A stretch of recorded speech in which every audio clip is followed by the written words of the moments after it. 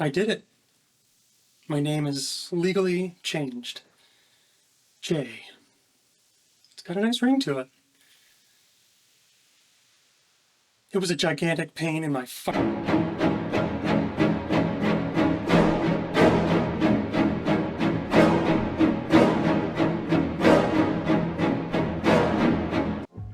It was not easy.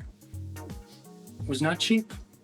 It wasn't accessible, but it was worth it.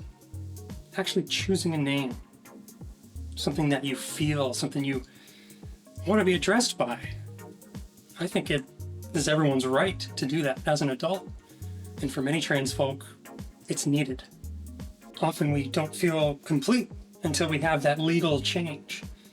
I didn't even realize how much an actual legal name is used until I was in the process to change it. Every time you buy something, every time you go to the doctor, every time you sign a check through your bank, your name is there. And if you don't have your new legal name, then you see the old one that you were given. Given name, not one that you chose. This was empowering, to say the least. To actually have that change on those legal documents was so important. And I want to give this guide to people for that reason. I'm obligated to say this. This is not legal advice. And lawyers get paid to do what I did alone. Obviously, it's possible to do it alone, but it's a tricky process and it's certainly not accessible, especially if you're a minor. So if you're curious about this and you really need some actual advice, find an attorney. During the essay, I'll reference sources like this, forms and links like this, and occasionally I will go over certain barriers that you may find while going through this process. In keeping with being gender neutral, most of the general statutes of North Carolina refer to an individual with his or her. But if I'm quoting these sources, I will use they. I can't stress this enough. This is how to change your name in North Carolina. This is really only applicable to this state. If you're not living in North Carolina, this is going to be inaccurate, and I really think you ought to look at a different source. But if you are here, if you are in North Carolina, and you are looking to change your name, welcome. Let's do it.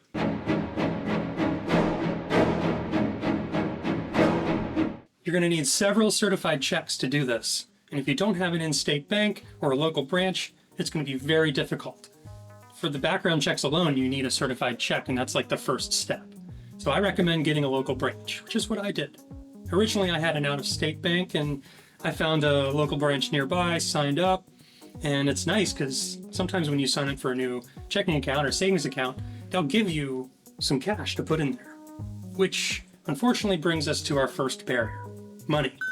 I was fortunate enough to have that cash to put in the account, but not everyone does. I think the minimum account on mine was like $500.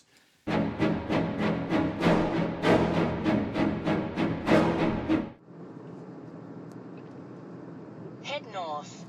Yep.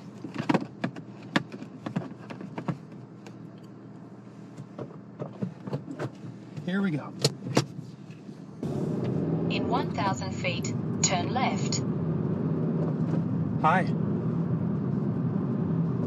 How are you? Today is a big day. Today, I head to CCBI. It's the Center for Identification. I'm getting my fingerprints taken. And then, I'm heading to the post office to send off my background checks. That's why I'm getting the prints. I need one set of prints, a print card, I guess, like a fingerprint card, to send off for the state, and one fingerprint card to send off for the federal background checks. First stop, bank. You'll need two background checks to do this. One is a state background check, and the other is a federal. Often they're referred to as identity history summaries, but they're a background check. But in order to do those, you'll need prints. In Wake County, North Carolina, I went to the city County Bureau of Identification, CCBI. As long as you have an appointment, the process is simple. Just go in, give them some money, they fingerprint you. It's $5 per card. Get multiples. I got 4. I didn't need 4. It's always good to make copies. Okay, second stop done. CCBI complete. Got my fucking cards. So while getting fingerprinting, you're gonna want to get more than 2 cards. You don't need more than 2 cards technically. Like when you send off for your Turn right. when you send off for your background check, they only need 1. They mail it. You mail it with it. Don't bend the cards. But you know, what if something happens? What if the mail gets fucked up? You want to be able to send another one without having to go back to get your fingerprints taken. And it's not just a matter of getting your fingerprints, it's a matter of getting your fingerprints onto a card. Because they have your fingerprints in the system, but you can't just print it out. They have to be current. So get more than 2 cards. I got 4. The extra cards are $5 a card, so like, why not, right? Just get double what you need. Because you don't want any part of this process to be interrupted. Remember, we're changing our name. We're changing our identity, effectively. Now that you have your fingerprint cards, you're ready to file your first piece of paper. It's technically just giving the government money to give you a background check, but all the same, for the state background check, you'll need a certified check for $14. The address is on the form, and you can find that form below. Fill out the form, get your check, mail it in something that won't bend, and send it off. For the federal, you can do it several ways. For the state in North Carolina, I had to mail it in. There was no way to do it electronically. But federally, thankfully, you can. You have the option of going to a third party to have your prints taken. That's what I did. I went to a post office. But if you already have your cards, you can mail them directly to the FBI. Those links are below.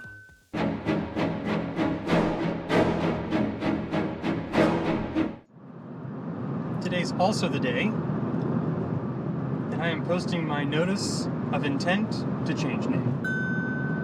It has to remain up for 10 days without being stolen or taken down or lost or whatever. And after that,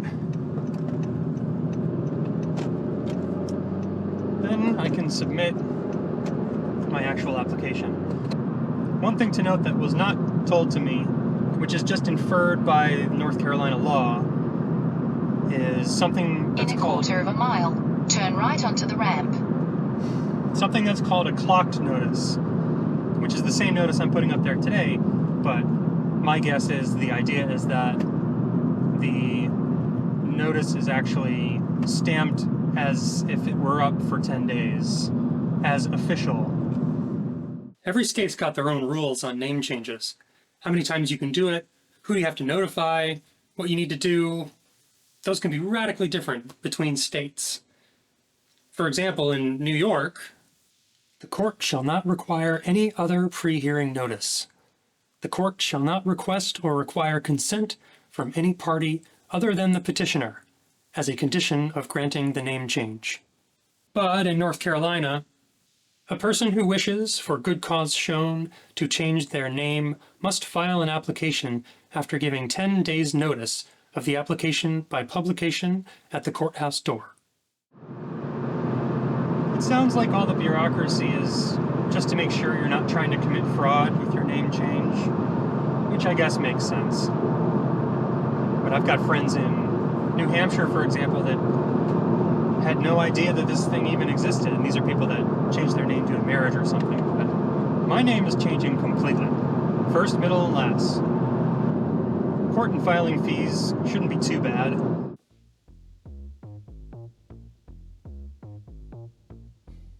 Wrong. For the first few steps, it was about $60, but it only ramps up from here. Which brings up a bigger problem. Some people don't have the access.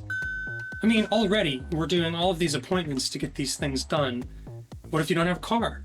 What if you don't have access to, a vehicle or money for a taxi to take yourself to these places? It's kind of unreasonable to just rely on a bus to take you as well. Secondly, if you've got a strict employer and they can't give you the time off, how are you supposed to go do these things? I mean, we're talking real life shit here. And even myself driving around town, burning gallons of gas, it was not cheap. Welcome back. I have finished with my court.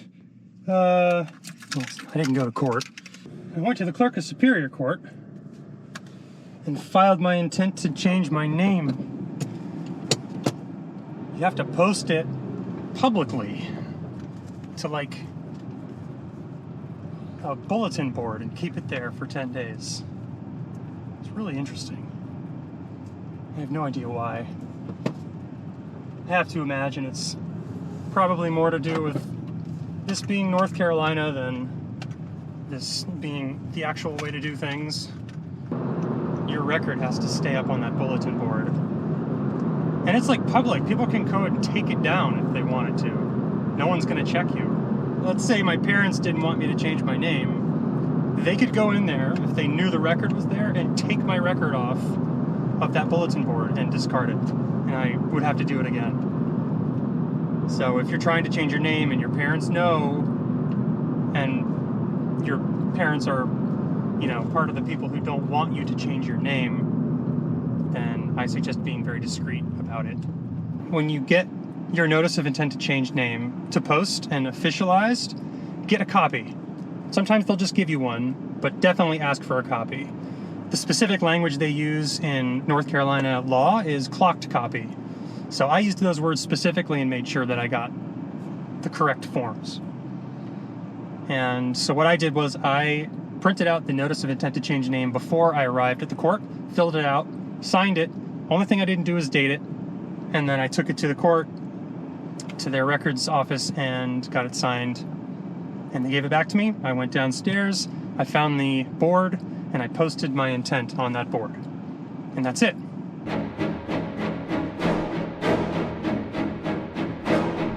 Do not sign and date forms before you're ready. Do not sign forms before you're ready.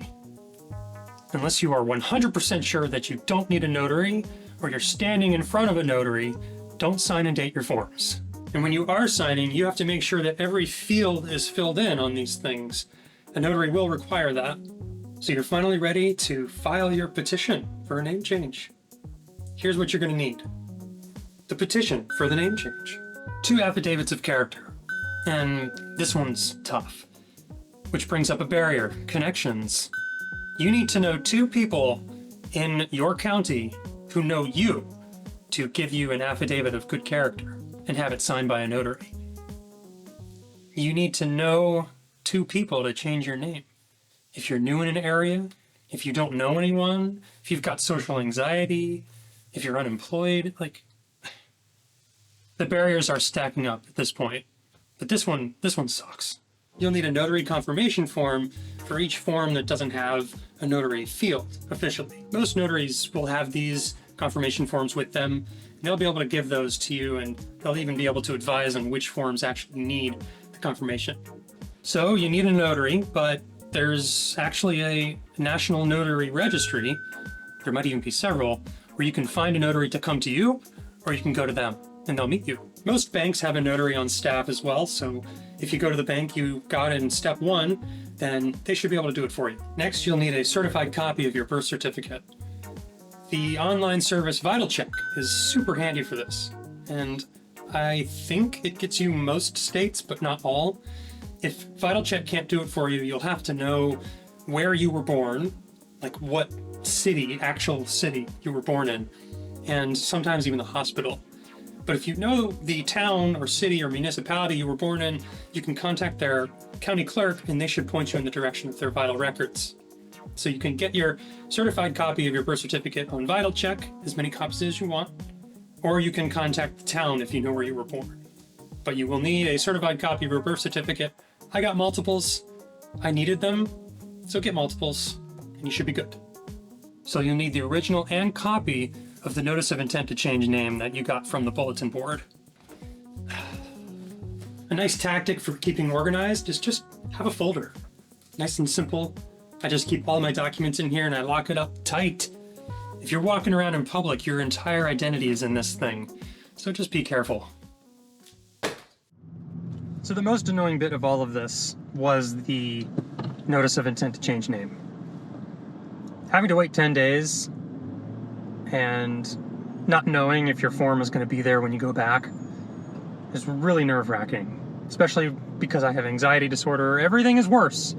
And so that was even more nerve-wracking than it probably would be to the normal person. I was so worried that it wasn't there, and I go there to get it. This was like a week ago, and I just walk in and I see the bulletin board, and I'm shuffling through the papers looking for mine. Nobody stopped to ask what I was doing there. Nobody stopped to make sure I was getting the form that was mine. I could have taken off 4 or 5 forms from that bulletin board.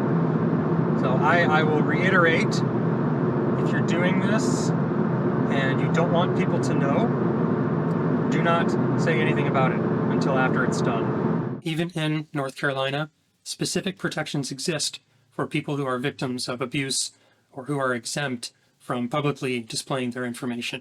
The publication is not required if the applicant, 1, is a participant in the Address Confidentiality Program under Chapter 15C of the General Statutes, or 2, provides evidence that the applicant is a victim of domestic violence, sexual offense, or stalking.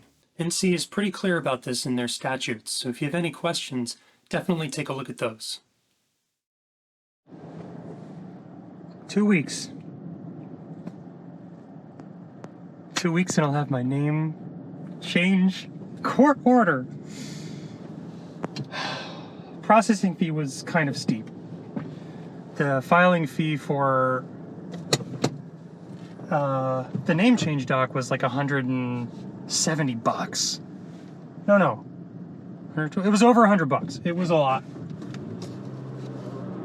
Obviously, I recognize my privilege in being able to pay that. I know it's tough for some people. Head west. I have to imagine, though, that some places... Turn left. I have to imagine that some places, like the Gender Center, perhaps, might help you with funding. Or you might be able to do it with, like a... Turn right. Like a GoFundMe, or you can ask your friends, divvy up the cost somehow. I know that it can be rough. I wish there was a fund for this. I didn't find a specific fund to help with name changes for trans people, or just, people in general. Obviously, attorneys can do it, but I've included a link to gendersexuality.info, and it has a lot of really good information on their main portal about trans healthcare and trans affirming care in the United States. But yeah, 2 weeks, and they're giving me 5, the guy, the clerk told me they're giving me 5 copies of my name change court order, and I don't know if that includes the certificate as well, but I'm getting copies of things. The clerk actually said, In a quarter of a mile, turn right. You've got everything on point. This is so rare. And that's what you want. No complications. It's a confusing process. I don't know if that's on purpose. Maybe it's just old. I don't know. But it's not easy and it's not cheap, and I wish it were both of those things. But you know what? You have to pivot, and we have to do what we can to lead a happy life. And I know a lot of people who don't change their name because they think it's just, it's too tough, and it is. It's way too tough. It's tougher than it needs to be. I hope that this video serves as an example that you can do it in most states. You can make your life better. You can lead a happier life. And Turn right. yes, you can pay a lawyer to do all this, but at least for this, I think this is something that is totally self-service. And if you're going through the process, I wish you the most luck. If you're trans, I wish you the most luck. Maybe I got very lucky, I don't know. But I know you can do it. And if I, a trans anxious NB, can do it in North Carolina, I think you can too. And I believe in you.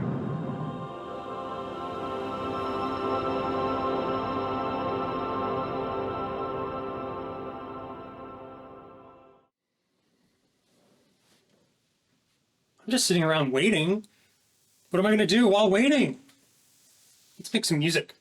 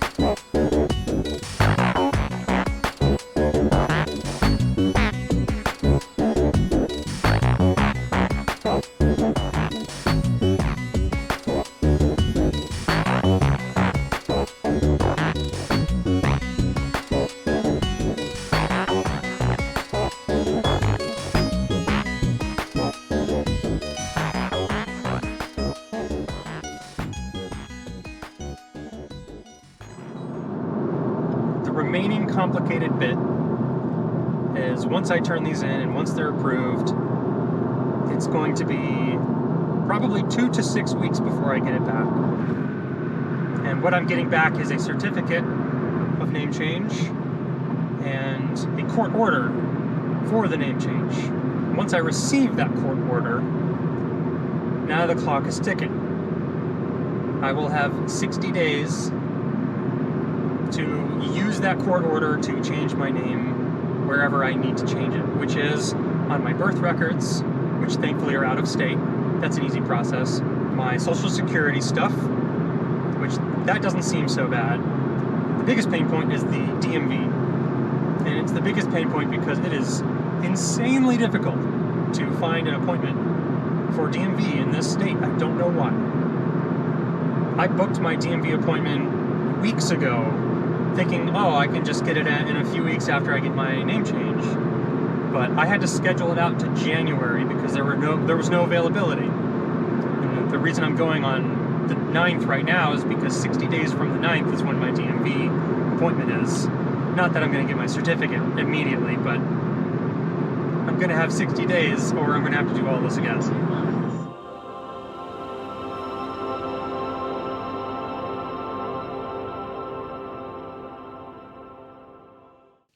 This step really should just be called wait. The last few legal barriers that you have to overcome require you to go to facilities that are almost always understaffed and overpopulated with people who need them. I didn't expect the SSA to be a huge wait, and I waited about an hour, but the DMV is wild, especially in North Carolina. I don't know why it takes so long to go through the DMV or even schedule an appointment. I had to be on top of shit. When I looked at the appointments for DMVs, I had to schedule one 2 months out. And the thing is, when you get these documents back, you're timed. You have 60 days to use all of these things. You have 60 days to go to the SSA, to go to the DMV. Massive barrier here. Technically, you don't have to have an appointment with the DMV, but if you try to go to a DMV without one, good luck. You will need an appointment with the SSA. And when you do schedule, make sure to bring these things. Your completed Social Security card application, your court order for name change, and evidence documents. Evidence of age. It could be a hospital record, religious record, passport, or final adoption decree. Unexpired evidence of identity.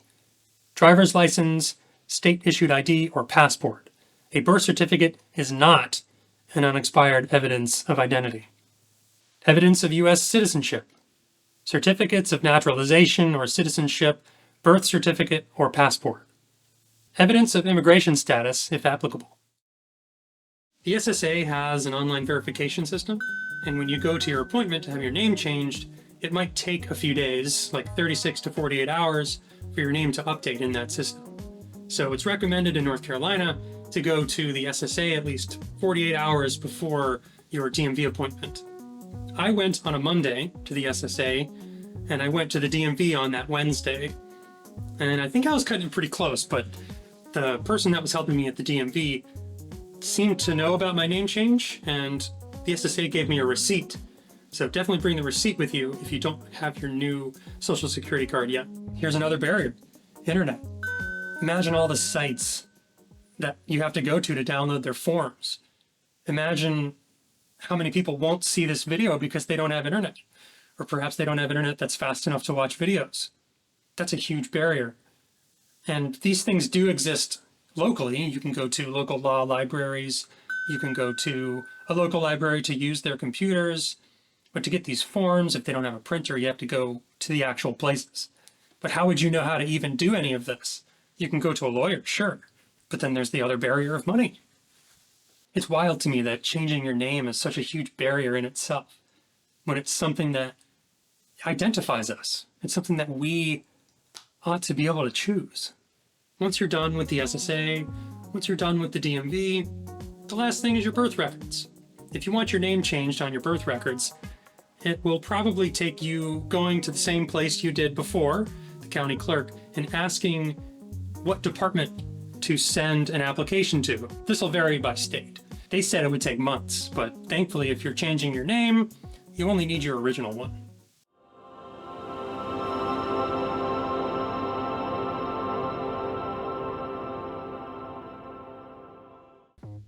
Okay, so you handled all of the government agencies.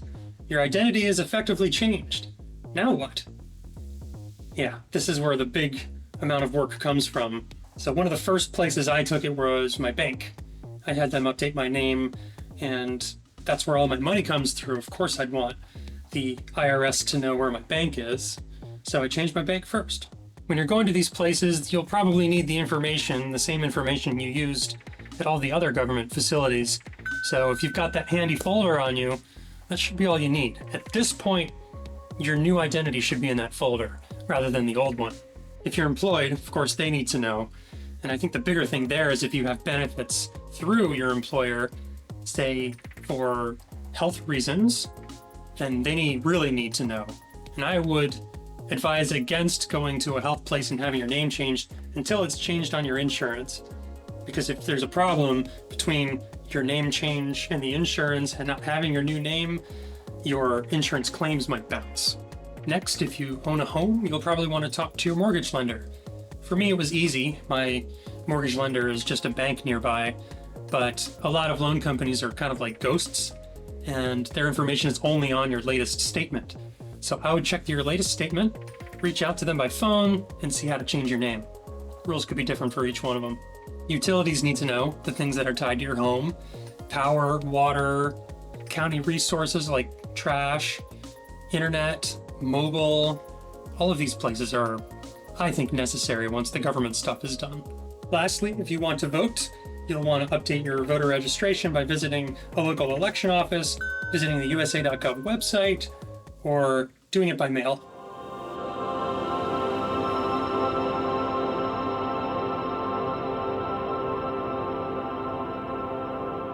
Over the next few weeks, you'll receive your new license, your new Social Security card, any other identifying documents will have your new name on it.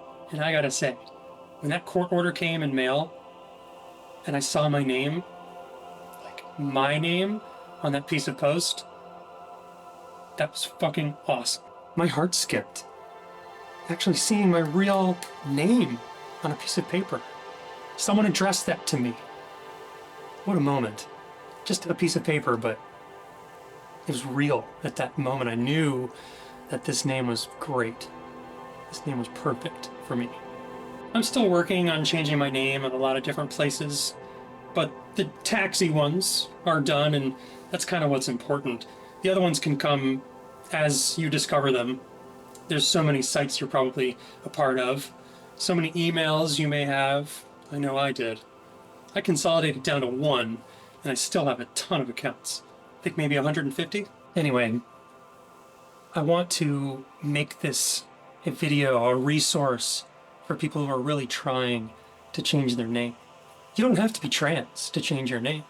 If you want a name that describes you, then do it. Fuck it. You're an adult. If you never really liked your given name, you can give yourself a name. And so when you say given name, it's one that you chose. And if you've already changed your name or you're watching this video after you've done it, fucking congratulations. All the work that you put in, all of those forms that are in your handy folder, they paid off. And you did that work. This is just a guide. It's not legal advice, but if it helped you, and I really hope it did, thank you so much for watching this video. I really got support from a ton of people around me, especially in the MIDI News Discord and Ben Jordan's Discord, and they've really helped me see my true self, along with my therapist. If you want to support me more, my Patreon link is in the description. You can buy some of my music, you can buy MIDI News, whatever you like. I'm just glad that you're here. And remember, keep creating.